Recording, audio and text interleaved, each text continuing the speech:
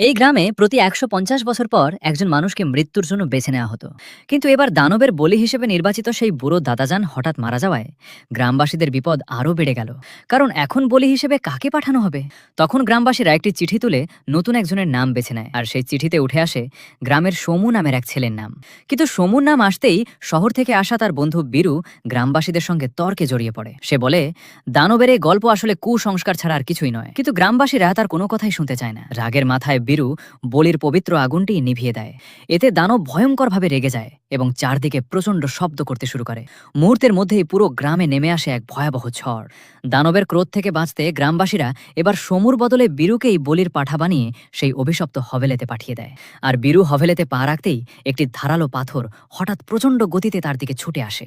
কোনোভাবে বীরু সেটি এড়িয়ে যায়, কিন্তু বিপদ সেখানেই শেষ হয় না। হাভেলিতে থাকা একের পর এক মূর্তি হঠাৎ জীবন্ত হয়ে বীরুর ওপর আক্রমণ শুরু করে। তবুও